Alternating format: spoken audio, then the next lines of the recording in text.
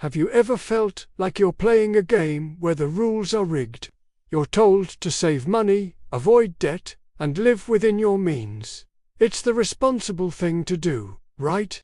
But what if I told you that the entire world economy is built on the exact opposite principle? The world isn't rich, it's leveraged.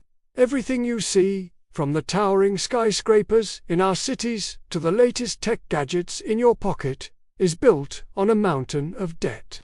It's a concept that sounds crazy, but once you see it, you can't unsee it. Let's start with the basics.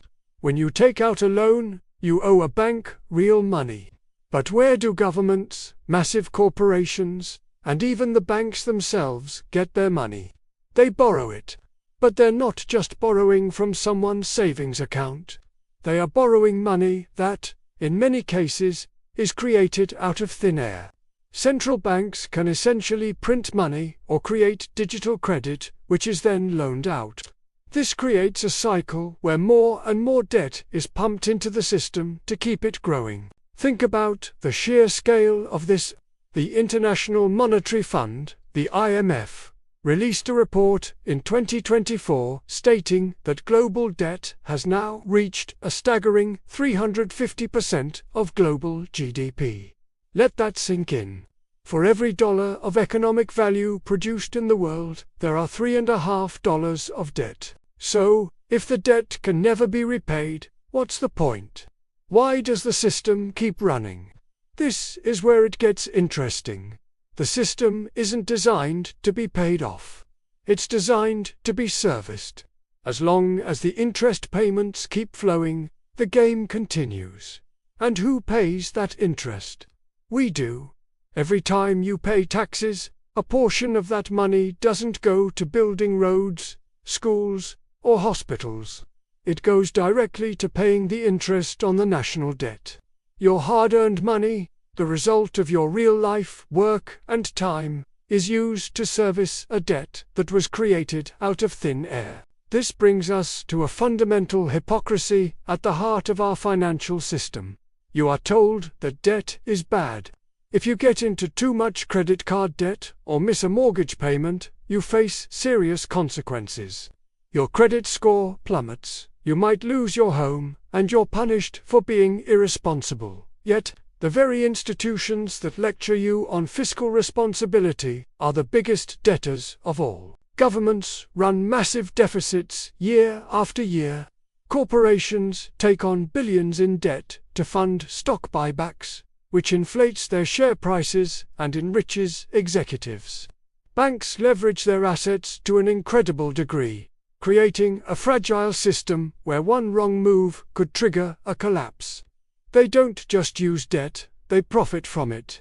They've mastered the art of using other people's money or money that doesn't even exist to generate massive returns for themselves. So, what does all this mean for us, the regular people trying to make a living? It means that every time you hear about economic growth, you should be skeptical. Is that growth real, sustainable progress? Or is it just the temporary result of another massive injection of borrowed money? Often, it's the latter. The growth we see is often just an illusion, a temporary high fueled by debt. It's like a company that looks successful because it keeps taking out bigger and bigger loans to pay its bills. On the surface, things look great. But underneath, the foundation is cracking. This creates a cycle of booms and busts. When the credit flows freely, the economy booms. But when the debt becomes too much to handle and the credit tightens, the system crashes. And who gets hurt the most during these crashes? It's not the institutions that created the problem. They often get bailed out with, you guessed it, more borrowed money. It's the ordinary people who lose their jobs, their savings, and their homes. This isn't a conspiracy theory. This is just how the modern financial system operates. It's a complex game, and for a long time, most of us haven't been taught the rules. We've been told to play a different, safer game of saving and scarcity. while the big players are playing a high-stakes game of leverage and credit. We are punished for the very thing that makes them powerful: debt. They've turned debt into a tool for generating wealth, while for most of us it's a trap. But understanding this isn't about getting angry or feeling hopeless, it's about getting smarter.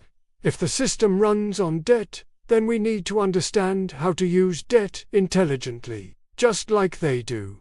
This is the key. The solution isn't to reject the system entirely. That's not practical for most of us. The solution is to play their game, but to play it smarter. There's a crucial difference between good debt and bad debt. Bad debt is what most people are familiar with. It's the high-interest credit card debt you use to buy things that lose value, like clothes, gadgets, or expensive dinners. It's borrowing to consume.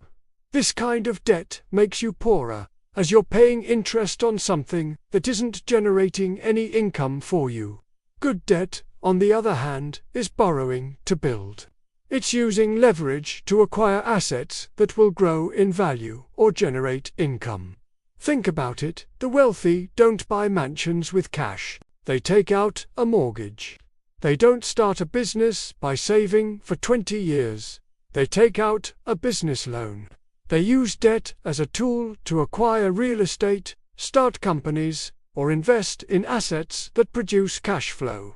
The asset they buy with the borrowed money then helps to pay off the debt itself. This is the secret. They are borrowing to build wealth, not to fund a lifestyle they can't afford. They understand that if you can borrow money at a 5% interest rate, and invest it in an asset that gives you a 10% return, you are literally making money with borrowed money. So, how can you apply this principle in your own life? It starts with a shift in mindset. Stop thinking of all debt as evil. Instead, start asking yourself, if I borrow this money, will it help me acquire an asset that will make me more money in the long run? This could mean taking out a student loan for a degree that will significantly increase your earning potential. It could mean getting a mortgage to buy a home, which is a tangible asset that historically appreciates in value. It could mean taking out a small business loan to start a side hustle that generates extra income. The key is to borrow with a clear purpose: to build, not just to consume. Don't go into debt for a fancy car that will lose half its value in 3 years. But consider going into debt for an investment property that will pay you rent every month. The moral of this story is simple but powerful. The system runs on fake money, but your time is real. The hours you spend working are your most valuable asset. Don't trade that real, finite resource for the illusion of wealth built on consumer debt. Instead, learn the rules of the game. Understand how leverage works. Use it carefully and strategically to turn your time and effort into real, lasting assets. Don't let the system use you. Learn to use the system. By shifting your perspective from being a consumer to being an investor, you can start to build genuine security in a world that often feels anything but. It's not about becoming a Wall Street tycoon overnight. It's about making small, smart decisions every day that put you on the path to financial independence. It's about playing the game on your own terms. Thank you so much for sticking with me through this deep dive. I know it's a lot to take in, but understanding these concepts is the first step toward taking control of your financial future. If you found this valuable, please give this video a thumbs up and hit that subscribe button. We have a lot more to explore together. Thanks for watching, and I'll see you in the next one.